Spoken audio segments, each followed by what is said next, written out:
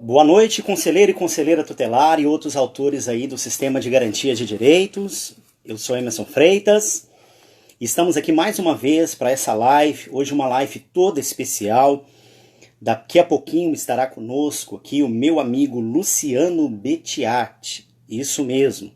Já vai entrando, já vai compartilhando essa live, porque hoje a coisa aqui vai ser, como se diz, sair faísca. É um tema muito interessante que nós escolhemos. Nós estávamos conversando sobre esse tema já há algum tempo e o Luciano Bettiatti achou interessante o tema e trazermos esse tema para vocês, que é o Conselho Tutelar, Religião e Política. Então já vá compartilhando esse vídeo aí com toda o seu colegiado, com seus amigos. Já avisa aí nos grupos de WhatsApp, olha, já estão entrando no ar, tá bom? Daqui a pouquinho já vou colocar o Luciano Bettiatti aqui também para a gente desenvolver esse diálogo, né? E o Luciano Bettiatti é alguém assim que eu admiro muito e já vou falar alguma coisa aqui dele enquanto o pessoal vai entrando aí. Eu não falei isso para ele, mas eu considero o canal do YouTube dele uma videoteca. Sabe aquela biblioteca onde você encontra de tudo? O canal do YouTube dele é isso, é um canal maravilhoso, é um canal muito completo, onde você obtém respostas de muitas coisas. Além dele ser, hoje, no Brasil, o maior autor, né, de livros, escritor de livros sobre o tema, principalmente o tema Conselheiro Tutelar e Direitos de Crianças e Adolescentes, né? Então dispensa toda a apresentação, né? O nosso amigo Luciano Bettiatti. E a nossa intenção aqui não é trazer uma discussão negativa, pelo contrário, é um local onde nós vamos trazer uma discussão totalmente positiva que vai agregar muito a você e todo o seu colegiado. Então já vá compartilhando aí. Eu sei que eu estou um pouquinho adiantado aqui, falta um minutinho, né? Daqui um minutinho já dá o momento aí das 7 horas. Eu acho que eu entrei um pouquinho adiantado, meu relógio está um pouquinho adiantado. Mas já começa a compartilhar aí, diga, olha, já está no ar, né? O Conselho Tutelar, que é um órgão permanente, autônomo, não jurisdicional, encarregado pela sociedade de zelar pelo cumprimento dos direitos de crianças e adolescentes. E se ele é encarregado pela sociedade, com certeza são pessoas que precisam ter idoneidade moral, né? E dentro da religião nós vamos ver toda essa questão. Mas segura aí. Bom, já estou visualizando aqui o Luciano. Deixa eu fazer o convite para ele aqui. Arte aqui. Enquanto isso, você já vai compartilhando aí. Tá bom? Já fiz o convite, está aguardando aqui. Vamos lá. Está entrando. Olá, Tá aí, meu amigo. boa noite. Boa noite, Luciano Bettiatti. Tudo bem, meu amigo? Estou muito bem e muito feliz pelo convite do palestrante Emerson Freitas para estar discutindo um assunto tão relevante nos dias de hoje. Opa, Luciano, para mim é uma honra tê-lo aqui comigo. Tá? Nós já havíamos programado até outras situações, mas devido à pandemia, infelizmente, não conseguimos estar juntos, né? Tínhamos até programado alguma coisa, né? Mas agora podemos estar juntos, assim, de uma maneira online, é muito bacana. Eu estava dizendo aqui, Luciano, que eu confessei, eu gosto de fazer umas confissões assim no ar. Com o meu amigo Lauro Trindade, eu confessei que eu assistia muitos vídeos dele, né? Agora, você foi meu grande mestre, meu inspirador, certo? E eu até disse aqui que o seu canal no YouTube, depois você vai dar o endereço aí, né? Eu digo que é uma videoteca. Aquela biblioteca onde você chega, você encontra de tudo. Tem um pouco de tudo lá. Obrigado, Até obrigado, é para receita, isso mesmo. até receita de bolo, que se o conselheiro tutelar procurar lá, vai ter, né? Perigoso achar. Olha, eu estou mandando um recado nos grupos de WhatsApp aqui, por isso que eu estou virado para cá, mas vamos falando, vamos conversando, para o povo vir para a Opa, vai live, lá. tá? Eu ainda não tenho toda, até falei com o Marcelo, eu não tenho toda essa modernidade aí, né? Não, mas o Mas ao pouco, Marcelo para está mim, em outro nível, né? é Marcelo outro Nascimento está nível. em outro nível. Aquele lá é quase um hack do bem, né?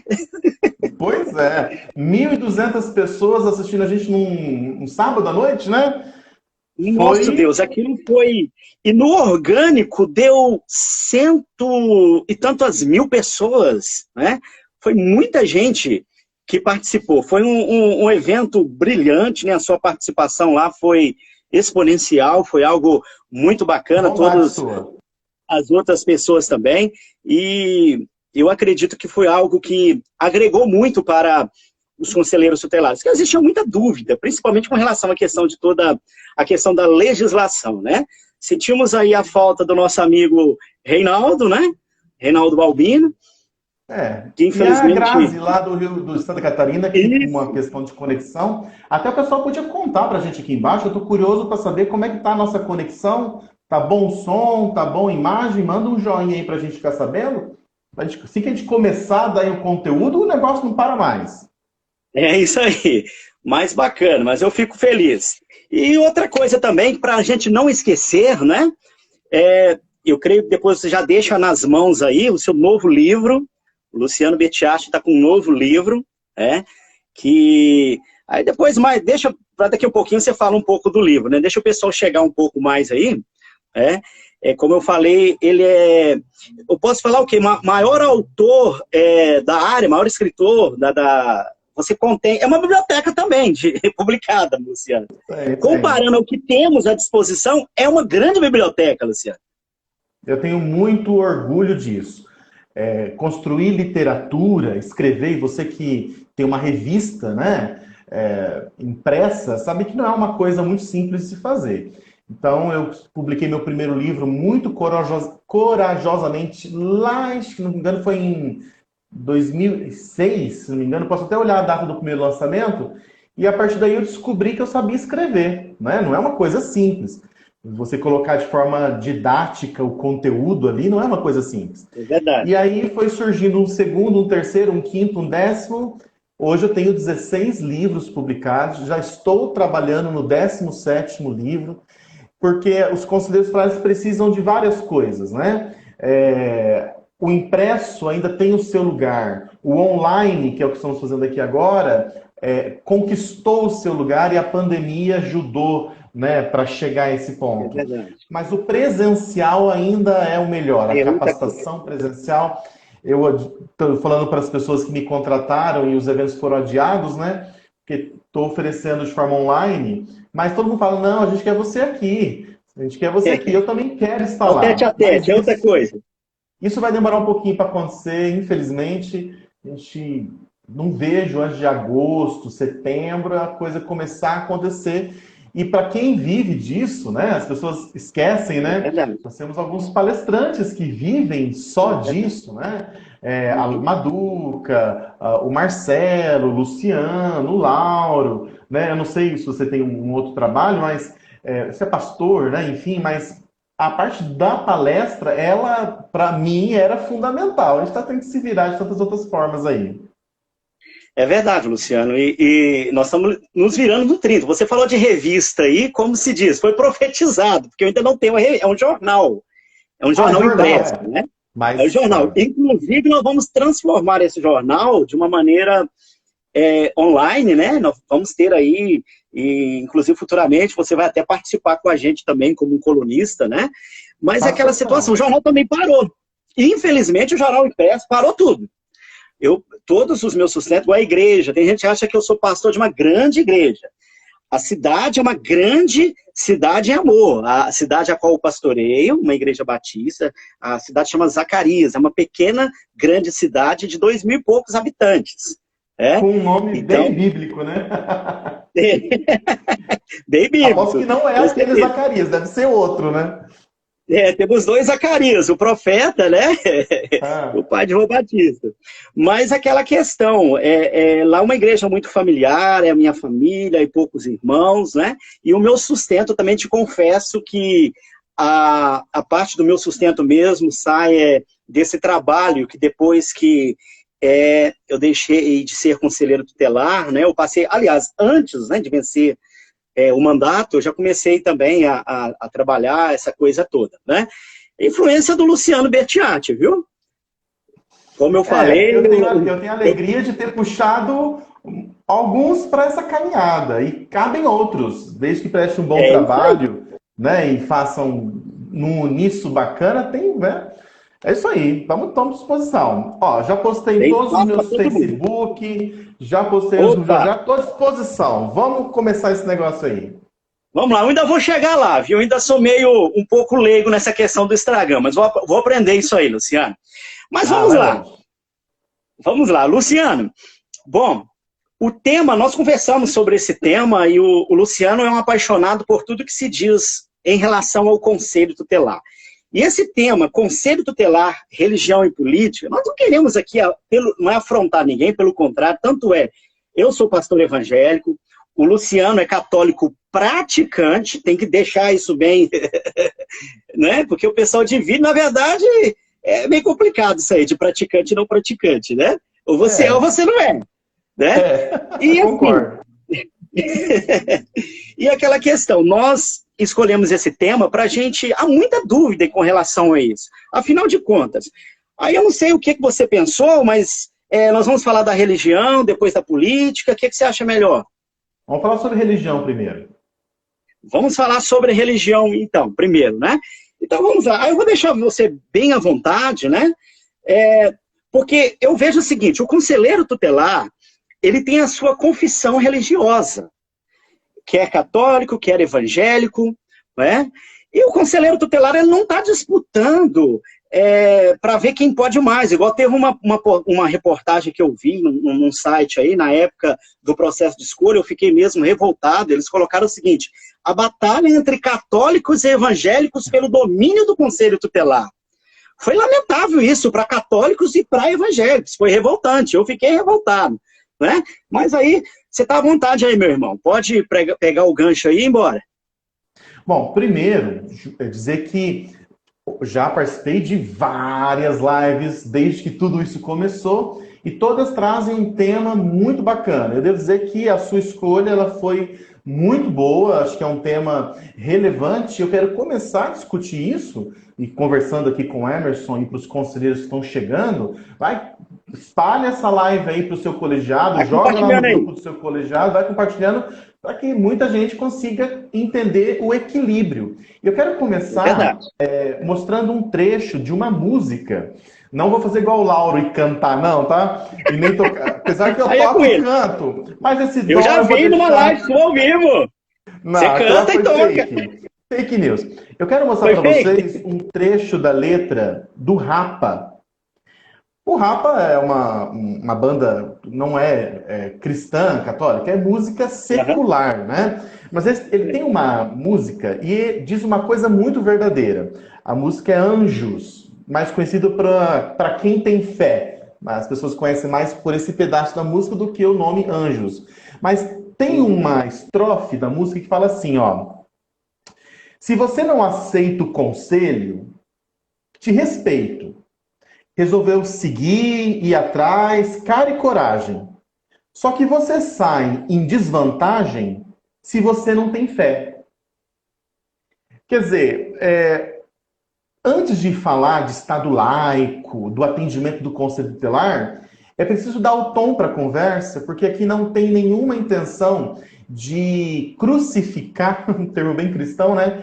Qualquer fé, não é isso. Pelo contrário, eu vou falar para você que se você vai sem fé, cara, tu já saiu em desvantagem. Então, Com não é certeza. porque você foi escolhido para estar na função de conselheiro tutelar que você deve abrir mão de sua fé. Nunca. Se você ouvir algum palestrante jogando a fé no lixo, dizendo que isso não é relevante, essa pessoa não entende nada da vida e das coisas que envolvem a vida. Então, no conselho tutelar, no dia a dia, no cotidiano, não abra mão da sua fé. Porque você já vai estar em desvantagem se você saiu sem fé. E quem disse isso nem é um pastor, nem é bíblico, é um cantor secular. Eu vou ler de novo, ó. Se você não aceita o conselho, eu te respeito. Resolveu seguir, ir atrás, na cara e na coragem. Só que se você já sai em desvantagem, se você não tem fé. Então, este é o tom. Não abra mão da sua fé. Ao mesmo tempo, os conselheiros tutelares, Emerson, não podem esquecer de uma informação importantíssima que consta no Estatuto da Criança e Adolescente. Lá no artigo 132, eu vou abrir aqui o meu estatuto, e eu posso falar que eu tenho o que eu imprimi, isso é chique demais, né, Emerson? Ó, eu fico todo Legal. pimpão, tá? E esse aqui, ó, eu que imprimi. Se você pegar o artigo 132, tem uma informação muito importante lá. Diz assim, ó, eu vou ler do início. Em cada município, em cada região administrativa do Distrito Federal, haverá um conselho tutelar, no mínimo, um conselho tutelar, Uhum. como órgão integrante da administração pública local. Quer dizer, aqui está a prova que o Conselho Tutelar ele integra a administração pública local. E nesse nicho municipal, quer dizer, ele, traduzindo, trocando em miudinho, o Conselho Tutelar é Estado, é um órgão estatal. Aqui a palavra Estado, você lembra do Estado de São Paulo, Estado do Paraná, né? Não, estou falando da estrutura estatal. Então, se o Conselho Tutelar é um órgão público, ele pertence à estrutura do Estado, presente ali no município. Quem sabe conhece o direito administrativo, por exemplo, você sabe que eu resumi bem uma história longa, né? Mas é só para dizer que o Conselho Tutelar, ele sofre, ele está submisso a todas as regras da administração pública. Inclusive, foi tema de uma live que eu fiz com a Maduca Lopes, onde nós explicamos as 5 regras da administração pública local. Transparência, efetividade, tinha vários itens lá. E lá nós chegamos a falar um pouquinho de religião, de ética, mas aqui é o foco. Então, o Conselho Tutelar como um organismo estatal, quer dizer, um organismo público, o Conselho Tutelar também tem que ter uma conduta laica, como o Estado é. Então, eu quero começar falando da música do Rapa, dizendo para você não abra mão da sua fé, mas logo em seguida eu tenho que te lembrar, o Conselho Tutelar é um órgão público municipal. Ele integra essa coisa chamada Estado. E o Estado é laico.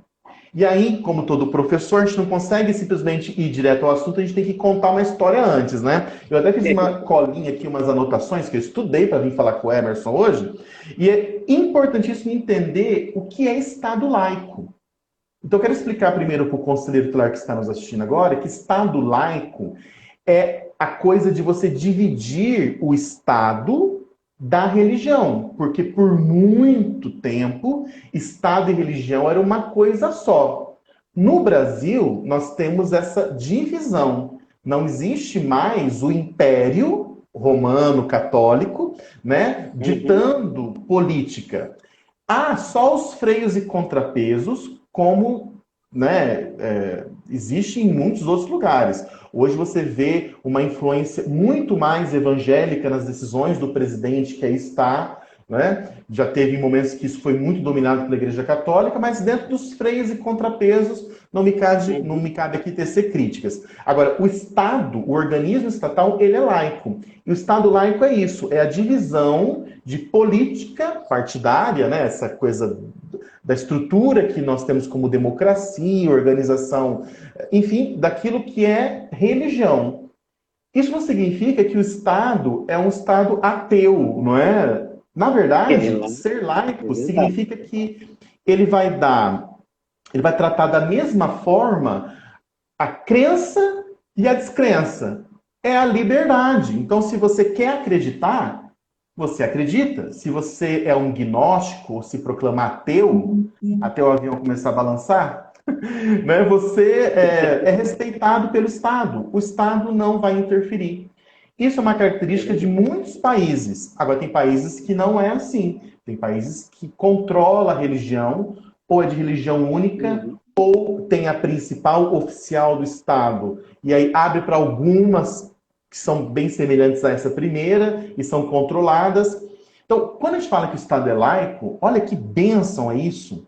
Nós temos liberdade religiosa, liberdade de crença, de culto. Não há o poder de uma sobre a outra, esmagando os pequenos, pelo menos a lei dá chance para todos. Porque se a gente for olhar a violência contra algumas fés, né, mas isso aqui é um outro assunto.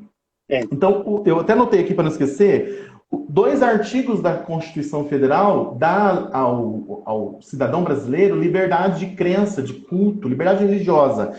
São os artigos 5º, lá no inciso 6º, e o artigo 19, inciso 1º. Esses 2 artigos juntos estabelecem a liberdade religiosa. Que bom que eu vivo num Estado laico. E para finalizar essa parte teórica, para a gente ir para a prática, Hermes, eu quero explicar mais uma coisa. A diferença de Estado laico, dessa coisa da secularização. Porque quem vive esse mundo cristão fala muito do que é secular, né? A música secular, um show secular, né? E, na verdade, essa coisa do secular é muito mal usada quando diz que há a secularização do Estado. É um erro dizer isso. O Estado é laico, isso é uma coisa. Secularização de uma sociedade é quando a sociedade passa a viver julgando que é possível viver sem a fé, sem a crença, sem os princípios de uma religião. Então, quem está num processo de secularização é a sociedade. O Estado continua laico, quer dizer, ele respeita todos os que querem ter fé e aqueles que não querem ter fé. E isso é bom. Que bom que eu não vivo num país que enfia a goela abaixo uma religião. Eu tenho liberdade religiosa no Brasil. Isso é muito importante. Dentro do cristianismo, nós vamos falar que essa secularização pode se tornar uma apostasia, né? Mas isso é um outro assunto muito mais dentro da questão cristã. Não entra aqui. Teológica. O fato é que os conselheiros que estão assistindo essa live, eles têm que entender que, primeiro, o Estado é laico, o Conselho Tutelar integra a estrutura administrativa, então ele é parte do Estado, e a conduta dentro do Conselho Tutelar também tem que ser laica. Por quê? Porque você vai atender o católico, você vai atender o evangélico, você vai atender o do candomblé, o da Seixonoye, o da maçonaria, enfim, o ateu, a pessoa que não tem fé nenhuma, um satanista, né? As pessoas dizem que existe isso, não vi nenhuma igreja assim até hoje, mas você vai aplicar medidas, requisitar serviço, atender aquela criança e adolescente, inclusive respeitando a fé que ela tem. Quer complementar? É desse jeito. Bom, não, é muito legal, Luciano, que eu não estou aqui fazendo propaganda da minha religião, mas, por exemplo, eu gosto muito dos batistas porque existem alguns princípios. E um dos princípios dos batistas, é separação entre igreja e Estado. Estado é Estado, igreja é igreja. E uma bandeira que nós levantamos é a liberdade religiosa.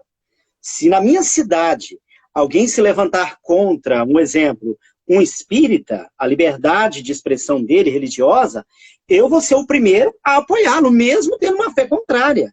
Não é? Agora, a grande questão dentro do Conselho Tutelar é que a gente não, igual você falou, não pode misturar. Apesar do Estado não ser ateu, ele é laico, não é ateu, ele respeita todo mundo, não é? O Conselho Tutelar também não é, eu acho que você vai falar sobre isso aí, uma extensão da minha igreja. Né? O Conselho Tutelar não é uma extensão da minha igreja. Quando eu fui conselheiro tutelar, eu já era pastor. Às vezes, as pessoas não sabiam separar a figura do conselheiro tutelar como a figura do pastor. Até hoje eu faço essa separação. Por exemplo, eu tenho 2 faces. O P. Emerson Freitas é o face do pastor. O Emerson Freitas é o Facebook, né, do Emerson Freitas, palestrante, para não ficar aquela coisa, eu entro no ar, quem está entrando? Igual o meu Instagram. Esse Instagram, futuramente eu vou criar um da igreja. Esse Instagram é o Instagram do palestrante Emerson Freitas. De vez em quando eu coloco algumas coisas sem problema, né, o pessoal até gosta, algumas mensagens, sem problema, mas o pessoal que está acompanhando o Emerson Freitas palestrante, ele não está acompanhando o pastor. E muitas das vezes as pessoas procuravam no conselho o pastor Emerson, falava, eu não vou te atender aqui, né? Porque aqui eu sou o conselheiro Emerson Freitas. O pastor Emerson Freitas depois pode até te fazer uma visita, não como conselheiro, né? Então, aí você aproveita o gancho aí. Você pedir oração, né, para o pastor que é conselheiro tutelar, né? Aí, de repente, eu tô lá no conselho, eu tô orando pelas pessoas, não pega nem bem, né? Você ter essa postura, né? Não é uma questão ética, eu não posso orar, né? Bom, eu chegava todos os dias no conselho, estava ali sozinho, eu fazia minha oração, né? Ou alguma coisa bem particular ali, uma conselheira pediu uma oração, estávamos ali, né? Mas o conselheiro ele tem que saber separar essa questão, porque senão a coisa complica, né, Luciano? Eu já, como tenho uma certa rodagem já nessa parte das consultorias, então a gente acaba tendo acesso a muitas histórias de muitos conselhos tutelares, cuja essa mistura muito ruim aconteceu. Não só porque talvez aquele conselheiro também era pastor, enfim, ou até de uma outra religião, mas quando aquele conselheiro também participa de movimentos sociais ligados por exemplo, eu não sei se você conhece a Conferência Vicentina, né, de São Uhum. Vicente de Paula. Então, eles trabalham muito essa questão da caridade, da cesta básica, que vai bem assim na contramão do que é direito social, do SUAS. Então, o SUAS assumiu o que é direito e aquilo que é caridade ficou para as igrejas evangélicas, católicas, os espíritas, enfim, fazerem, né? E aí as pessoas passaram a buscar o conselheiro tutelar porque ele era tipo da Pastoral da Criança, né, da Conferência Vicentina. Então ele conseguia lá no conselho a cesta básica. E é interessante ver que em algum momento o colegiado vai se incomodar com aquilo por entender que não é o lugar, não está certo. Então, quem está assistindo tem que olhar para si mesmo primeiro, né, porque a gente costuma assistir, ouvir e sempre pensar que é outro que deveria estar ouvindo aquilo, né? Como está a É sua verdade. conduta dentro do conselho tutelar, né? E eu estou dizendo aquela coisa bem particular, como você medir com a tua régua de ética e moral a conduta do outro. Porque a nossa régua ética, a nossa régua moral, ela nasce de convicções, como, por exemplo, a fé. Nós Uhum. podemos ter outras réguas, mas se você certamente é cristão, como o Emerson eu sou, e o Brasil é o maior país católico ainda, com uma ascensão muito vertiginosa de evangélicos, mas ainda então posso dizer que é o maior país cristão do mundo. Então por isso que essa fala ela vai de encontro a muita gente, né? A nossa régua de ética, ela é construída sob os conceitos cristãos. Agora, se eu estou atendendo alguém que é um judeu, aqui no Foz do Iguaçu nós temos muitos árabes e, olha, me sumiu o nome da religião agora, Muçulmanos. muçulmanos com Muçulmanos. véu, eles vão construir sua expectativa de ética e moral com base no Alcorão, não é na Bíblia cristã. Então, eu quero olhar para quem está assistindo agora e você entender que aquilo que você julga ser certo e errado pode estar muito impulsionado, muito, vou usar a palavra contaminada, que contaminar não é uma palavra positiva, né? Muito misturado com o conceito cristão. Então, para e reflete. Vou dar um exemplo prático do dia do conselho tutelar. Faz uns 15, 20 dias eu ajudei a responder um conselheiro uma pergunta que ele fez a crítica porque uma família, a mãe ouvia funk, muito funk, e que as crianças todas com bermudas muito curtas, dançando daquele jeito. E aí ele fazia aquilo que era direito violado, é um direito violado, a gente tem que advertir essa mãe. Aí até eu conseguir chamar a atenção dele, ele entender que por mais que seja socialmente condenável, né, mas dentro de uma sociedade, por exemplo, cristã, e era o caso dele, o meu, e eu julgar que aquilo para minha família não serve, eu não consegui encontrar no que ele descreveu uma clara violação de direitos, porque o Estado ele vai se mover quando ele encontra ali, de fato, uma violação de direito ou um crime. Porque se você vai subir o morro no Rio de Janeiro, se você vai subir lá, entrar nas favelas de São Paulo, você vai encontrar isso como uma questão muito cultural. Eu concordo? Eu quero isso para minha família? Não, mas isso é uma questão aqui da minha casa. Eu não Uhum. consigo criminalizar essa prática. Aí isso me lembra, a gente vai falando, a gente vai lembrando, né, de um parágrafo do Estatuto que é recente, é de 2017, que olha, esse dia atrás eu dei a dica se alguém queria fazer isso para mim, mandar imprimir numa caneca para mim, porque é lindo esse. Eu quero ganhar esse presente. Olha lá, ó. Olha que lindo que é o parágrafo único do artigo 3º Parágrafo único do artigo 3º. Olha que interessante é isso. E se não quebra um pouco dessa coisa do que eu penso como fé e de régua ética. Olha que legal. Diz assim, ó.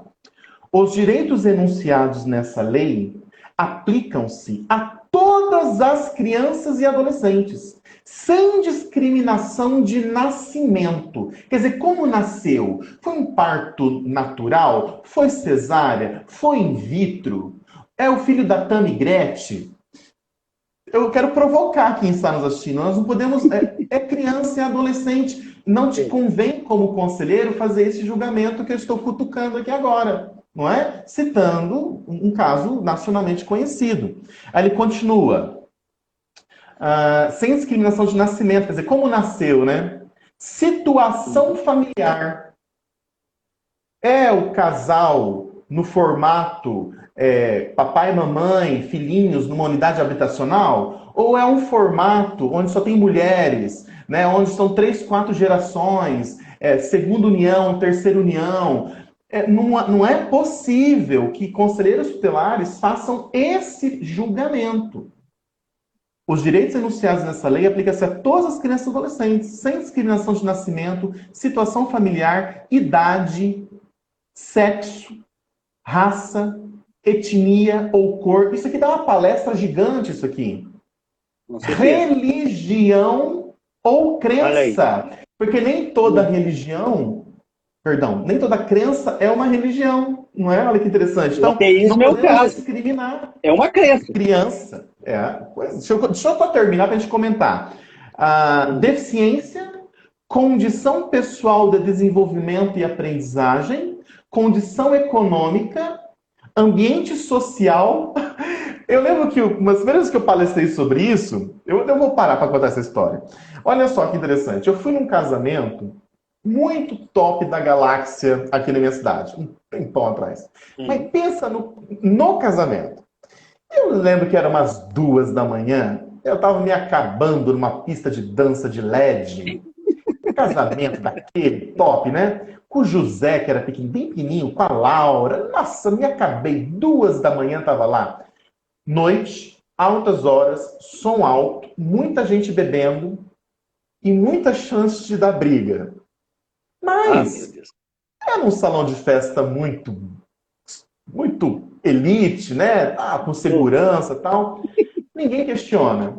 Aí você pega lá aquele bar, né? Aquele bar de currutela, onde se abre a cerveja com o dente. Vou fazer uma referência à música sertaneja aqui agora. E aí aquela mãe tá dançando perto da jukebox, né? Aí as pessoas elas se incomodam e querem que o tutelar vá lá tirar a criança do colo. Então, o julgamento se dá pelo ambiente social. Eu vou ler do início, me permita ler do início. Os direitos enunciados nessa lei aplicam-se a todas as crianças e adolescentes, sem discriminação de nascimento, situação familiar, idade, sexo, raça, etnia ou cor, religião ou crença, deficiência, condição pessoal de desenvolvimento e aprendizagem, condição econômica, ambiente social, demais, região e local de moradia ou outra condição que diferencia as pessoas, as famílias ou a comunidade em que vivem. Então, os conselheiros tutelares devem entender que aquilo pode até ser socialmente condenável, mas se não é um ato ilícito, um crime, onde está o peso? Então, a sua religião não abre a mão dela, mas você tem que tentar verificar se esse seu julgamento não está pautado numa percepção católico-cristã, evangélico-cristã. Dependendo da sua igreja, você vai... Eu lembro lá no passado, quando estive conselheiro tutelar, de um pai se queixar que as filhas queriam usar calça. E as meninas começaram a dar problema e ele queria que fosse lá dar um jeito. E aí eu mostrei que o Estatuto diz que criança tem direito à liberdade religiosa em relação à religião dos pais, que é outro assunto polêmico. Então, conselheiros tutelares, entendam que no atendimento diário, não abra mão da sua fé. Não importa o que você acredita, eu não vou julgar isso. Agora, você não pode usar a régua da sua religião para medir o usuário, para começar, condenando ou não, e também o seu companheiro de trabalho. porque esse julgamento ou essa coisa da religião também pode ser uma cisão dentro do conceito lá, e nenhuma cisão é boa. Tanto que religião significa religar, né? Tudo aquilo que nos divide é muito ruim. Os conselheiros têm que entender que eles vão atender com qualidade, aplicar medida, com respeito, com um bom trabalho, qualquer um, independente de sua religião. Isso não devia nem ser um assunto, porque as pessoas tinham que entender que o Estado é laico, e o conselho tutelar também. É verdade. Luciano, só para a gente encerrar esse assunto, que o tempo está passando também, infelizmente o relógio, já que a gente está falando de religião, o relógio não é convertido. Ah, é verdade. Só uma questão aí, a criança, uma intervenção que os conselheiros não observam, a criança e o adolescente, ele tem direito à confissão religiosa. Existem pais também que querem obrigar a criança a seguir a sua religião, e isso também não é algo saudável. Né? Entre o direito à liberdade, se não me engano, né? A gente pode até procurar aqui no estatuto, o direito da liberdade da criança, o direito de escolher a própria religião. Então vai do talento dos pais em mostrar que a sua religião é a melhor, com atos, com testemunho de vida, não é? Mas lá na frente, os pais, acho que no Código Civil, ele dá aos pais o direito de transmitir a sua religião. Claro que tanto Laura quanto José, os meus filhos, são católicos, são batizados. Enquanto eu mantiver um comportamento que testemunha aquilo que eu acredito, certamente eles vão permanecer. Né? Chega um momento que eu já não tenho mais controle sobre isso e eles podem ter liberdade de escolher. Eu vou trabalhar para que eles continuem católicos romanos, porque assim sou eu. Agora, chega um momento onde essa decisão já não é mais minha. E aí é uma coisa muito difícil da gente colocar muitas vezes com alguns pais que querem, à custa da vara, obrigar os seus filhos a seguirem sua própria fé. Não é bem assim, não é? É o que você falou, artigo 16, né? O direito à liberdade compreende os seguintes aspectos. Aí a gente vai lá para o inciso terceiro, crença e culto religioso. Está bem explícito aí no ECA, como você falou, no que tange a do direito à liberdade. Né? Bom, quer fechar essa parte e ir para a política? Não vamos fechar, Cássio, tem que falar uma coisa. E aí o ponto central que você puxou na pergunta, para a gente entrar na política, né? É que o Emerson está com pressa, é que eu, quando é 20 horas, tem maior galera assistindo aqui, já mandaram um recado aqui, eu vou entrar numa aula ao vivo. E aí tem aquele momentinho de trocar o equipamento aqui, então eu preciso de uns 5 minutinhos, mas vai dar certo. Deixa eu falar para vocês, então, tá bom, uma parte importante, que as pessoas aí elas condenam o que vem antes da pessoa ser conselheiro, que é o apoio religioso. Não pode deixar de falar isso, Emerson. Ah, é verdade. Porque a pessoa ela é de uma igreja e a igreja toda apoiou. Puxa, que legal.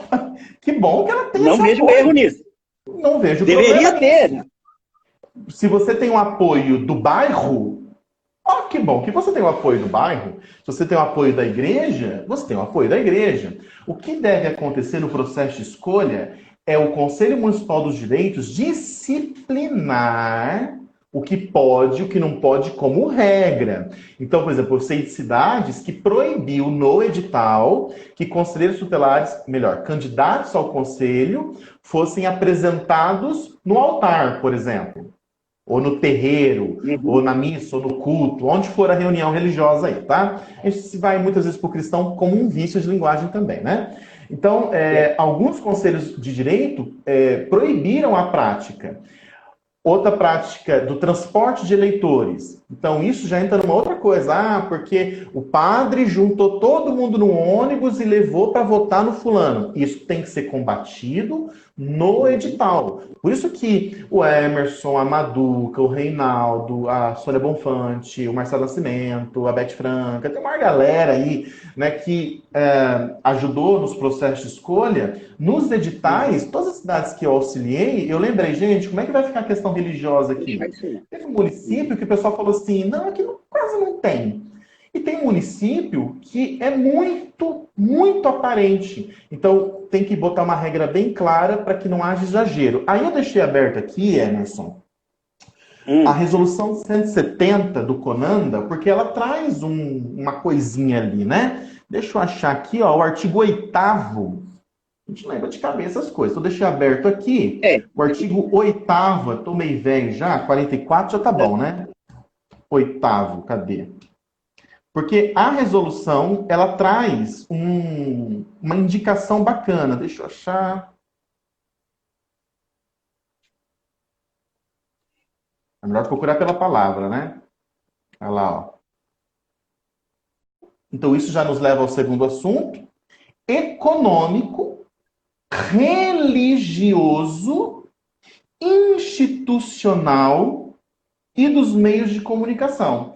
Quer dizer, o próprio Conando já dá um tom aqui. Isso aqui não é regra, não Uhum. é lei, é uma indicação, né? Tem que constar na lei municipal, é importante dizer isso. Mas ele fala de abuso. Abuso é uso excessivo, é uso errôneo, é aquilo que está fora da curva. Então, quando ele fala de abuso do poder político, preciso combater isso. Abuso do poder econômico numa campanha de concentrar, nem sei se isso existe, né? Abuso do poder religioso. Porque ninguém pode tirar de mim aquilo que é minha história. Se eu frequento tal igreja. Então, não dá para colocar aqui requisito, né? Igual quando assim, que não seja filiado a partido político.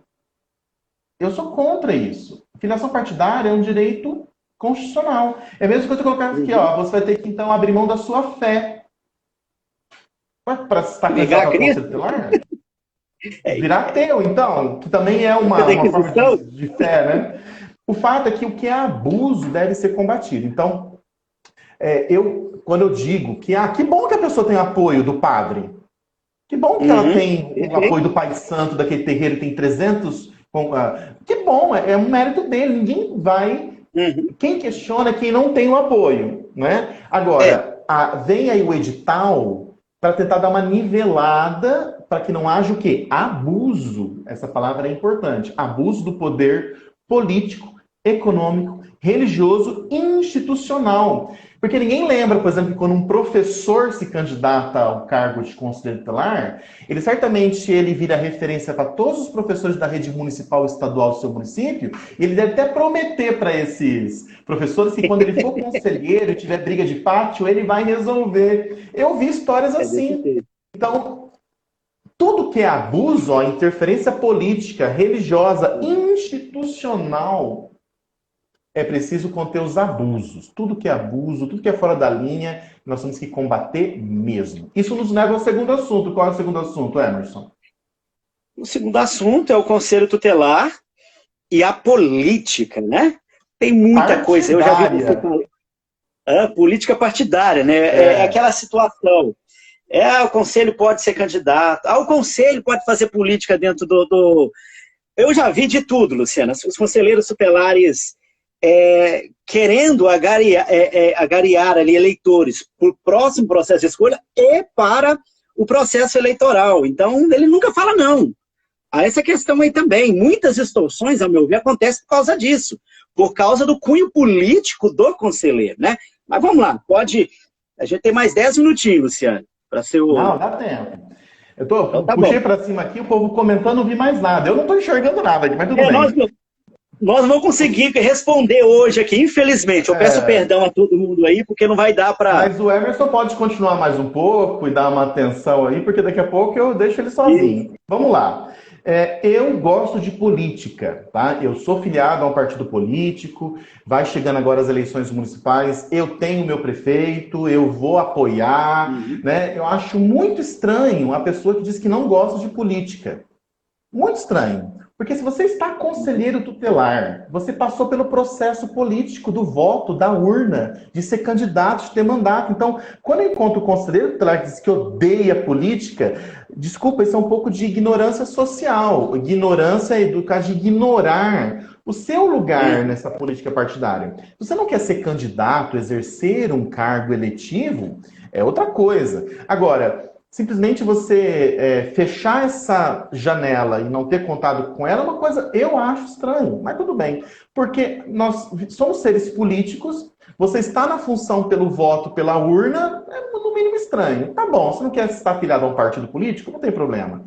Porém, tem aqueles, como eu, gostam muito, e é preciso cravar aí uma divisão, né? É. Aqui eu estou conselheiro tutelar, a partir dali eu sou militante. Então, quando eu encontro Uhum. numa lei municipal, tem lá um impeditivo, né? Para você se candidatar ao cargo de conselheiro tutelar, você tem que não ter vínculo partidário, e isso é uma afronta ao direito à filiação partidária que a Constituição nos dá. O Ministério Uhum. Público, na lei federal, na lei orgânica do MP, se não me falha a memória lá, diz que o promotor não pode ter partido. Por quê? Porque ele interfere em questões partidárias, ele julga esse tipo de coisa, ele Exatamente. age em relação à Câmara de Vereadores, por exemplo. O tutelar não tem Uhum. esse conflito, não tem. Então, quando uma lei Uhum. municipal ela impede a filiação político-partidária, eu acho estranho, acho que está errado. Acho que os conselheiros têm que pedir Arbitrário, para né? arbitrar, acho que tem que entrar com uma ADIM, uma ação direta de inconstitucionalidade. Se você fazer isso Uhum. agora para ser candidato a vereador, você já começou tarde, já devia ter feito isso antes, que a É. coisa está chegando, né? Mas enfim.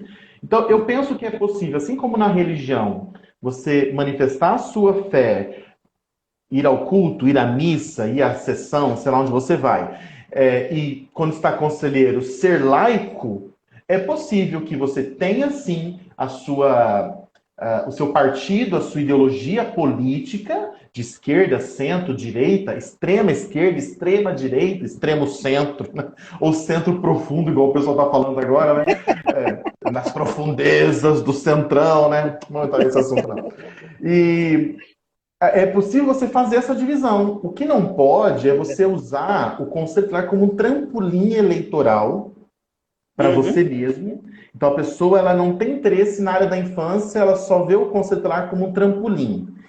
Se trabalha comigo, eu percebo isso, querido, a minha denúncia é formal contra você, com meu CPF e meu RG, porque se a denúncia não é formal, é fofoca. Então, se algum companheiro do seu colegiado está usando o conselho tutelar para se locupletar de voto, de ficar bem na população, para de fazer fofoca. Faça uma denúncia formal ao Ministério Público, com cópia ao Conselho Municipal dos Direitos, né? Porque ou é uma denúncia formal ou é fofoca. Fofoca eu não participo. Então, se você está percebendo que algum companheiro seu sai de carro e não diz onde foi, começou a entregar a cesta básica com o carro do conselho tutelar, usa o conselho, sou conselheiro, estou pedindo uma doação para uma família, isso não convém ao conselho tutelar, isso é uma distorção e no meu colegiado não prospera. Ao mesmo tempo, eu conheço conselheiros tutelares que se lançaram candidatos a cargos eletivos e são ou foram fantásticos. Uma cidade bem pequenininha aqui no Ok. Paraná, chama Jaboti. Acho que é Uhum. Francisco o nome dele. Ex-conselheiro tutelar, vereador já 3 mandatos. Aqui no meu estado ainda, o presidente da Associação de Conselheiros Tutelares do Estado do Paraná, o Márcio Rosa, é vereador em Foz. E ele continua militando na área da infância. Tanto que quando as conselheiras tutelares foram conduzidas à força porque não foram lá cumprir ordem do delegado, foi ele que entrou em contato com o advogado da cidade para ir lá dar um apoio para elas. Então, ele não usou o tutelar como trampolim. Era original. Posso falar também do Eulógio Neto, que estava vereador em Fortaleza. É alguém do meio, foi conselheiro tutelar, hoje com a empresa Elos faz eventos nessa área nossa, já fiz eventos com ele, inclusive lá em Fortaleza, e ele, só que ele não conseguiu a reeleição, não sei se ele é candidato agora, mas foi natural. Pode até ter tido planejado, mas você vê que a pessoa ela tem garra na área da infância, então é inerente. E quiçá tivéssemos mais vereadores, ex-conselheiros, deputados estaduais, ex-conselheiros, um prefeito, ex-conselheiro tutelar, vice-prefeito eu já encontrei. Né? Quem sabe tivéssemos aí governador, ex-conselheiro. Imagina a experiência da pessoa na área da infância. Então, é positivo. E aí, a regra para o conselheiro tutelar que quer se candidatar, o período de afastamento, de desincompatibilização, é o mesmo do servidor público municipal, ok? São Uhum. 6 meses. Já está dando agora aqui, acho que já até deu o período de desincompatibilização, se não me falha a memória. Fazer as contas, acho que já deu. Fiz um vídeo, está no meu canal no YouTube, disse que podia falar, né? Opa, vamos youtube.com/barra lá. Luciano Becciati. Só que é o seguinte, as jurisprudências mais recentes não dá o cara, essa conselheira ou esse conselheiro, o jeito à remuneração durante os 3 meses. Garante a volta no final do mandato, no final da eleição, né? Então, no domingo teve a eleição, na segunda-feira ele tem que voltar a trabalhar. Se ele foi eleito ou não foi eleito, ele volta. Se ele não foi eleito, ele continua trabalhando normalmente até o final do mandato. Se ele foi eleito vereador, ele trabalha até a diplomação. Não é até a posse no dia 1º de janeiro, não. É até a diplomação. Por que? Não sei explicar, tem que estudar isso. Mas as pessoas que eu consultei dizem que é até a diplomação. Ok, eu achava que era até o dia 31 de dezembro, quando é empossado no dia 1º os vereadores, né? Mas tudo que nós temos que combater, Emerson, e essa live ela ajuda a esclarecer isso, é essa mistura nociva. É quando você ou desrespeita a liberdade religiosa do outro, tentando impor a sua conduta.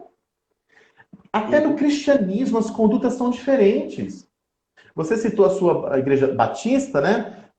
Isso. Você olha para, por exemplo, a Congregação Cristã do Brasil, a Assembleia de Deus, são mais rígidas ainda, algumas ainda trazem na sua usos e costumes diferentes. Usos e costumes diferentes, como o batom, o brinco, o cabelo comprido, mulheres de um lado, homens de outro. Tipo assim, então você vê que dentro do cristianismo nós temos também várias diferenças. Então, conselheiro, respeite o usuário, seja ele ateu, cristão, candomblecista, seixonoye, maçônico, não sei, todas as igrejas têm, muçulmano, né? Respeite e aplique a melhor medida. Requisite o melhor serviço. Dê o seu melhor atendimento, mas não pré-julgue com base na tua fé, porque o Estado é laico. E se eu estou no colegiado e algum membro do Conselho Tutelar começa a pisar fora dessa risca, primeiro a gente tenta resolver entre a gente, né? Faz uma reunião de colegiado, botas claras. Esse negócio de cochezinho de dentro de corredor, de concentrar, também não funciona. Chama a reunião, botas claras, apara as arestas. Agora, depois de uma conversa, se a pessoa não muda e ela continua pré-julgando com base na sua religião, denúncia formal ao Ministério Público e ao CNDCA. Da mesma forma, a política partidária. Conselheiro, coisa mais gostosa que tem é você se envolver na construção e na manutenção da democracia através dos partidos políticos. Este é o sistema brasileiro, não tem como fugir disso. Né? Se você não quer se candidatar a um cargo, tudo bem, mas você tem que exercer seu poder de voto. Né? Agora, tem gente que, como eu, gosta bastante, só preste atenção para você não usar o conselho como trampolim, e eu esqueci de falar da outra parte, trampolim para você ou alavanca para alguém, se aí você favorece algum candidato, ou como pedra de tropeço para o gestor, porque ele é seu oponente político, né? Em nome de uma infância e juventude bem cuidada, não misture política e religião com o conselho tutelar. É isso aí. Já estamos chegando ao finalzinho aqui, né, Luciano? O tempo aqui. Já está estourando o tempo aqui, mas eu te agradeço imensamente, né?